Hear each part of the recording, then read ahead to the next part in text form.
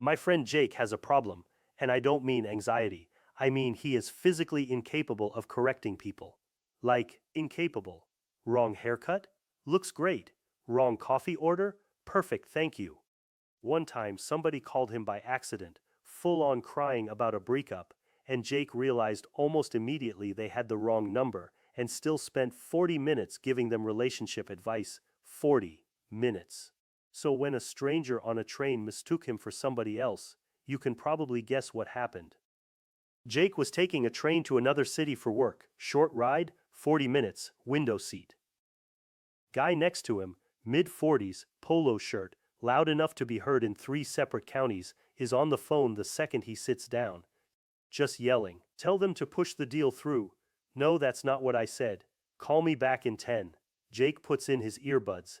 Guy hangs up, turns, looks at him, and goes, "Wait. Aren't you?" Pause. "You're that guy from last time." Jake has never seen this man before in his life, not once, and Jake says, "Yeah. Long time." Of course he does. The guy lights up, starts talking immediately. Apparently they've got some kind of business history. He starts venting. A project fell apart, the market's a disaster, one of his employees is useless. Jake's just nodding. Yeah, totally. Honestly, not surprised. At this point Jake is contributing opinions about people he has never heard of. But hey, 40-minute train ride. He figures, I'll never see this guy again. No harm done. Then the guy starts going off about this guy, Greg. And I mean really going off. This man hates Greg. Says Greg's dishonest, says Greg never keeps his word, says Greg completely screwed up some deal. Then he turns to Jake and says, "What do you think? What's Greg trying to pull?" And Jake, without missing a beat, goes, "Honestly, Greg sounds kind of shady." Which is incredible, because Jake has never met Greg. Jake doesn't even know if Greg is real. But now, he's publicly trashing him, on a train, for absolutely no reason.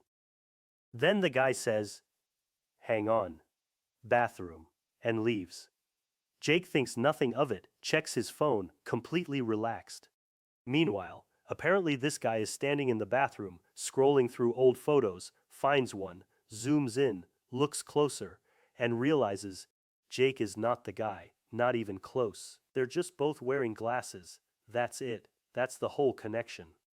And when I tell you this man came back different, I mean different. Suddenly he's aggressively polite. He bumps Jake's backpack. "Sorry," the train shakes.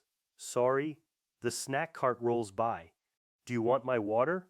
Jake goes, "That's my water." Guy says, "Right, sorry." Now both of them know. Jake knows he got caught. The guy knows he made the mistake, and neither of them wants to acknowledge it. So instead, they both keep pretending, for the other person, which is honestly kind of beautiful and deeply insane.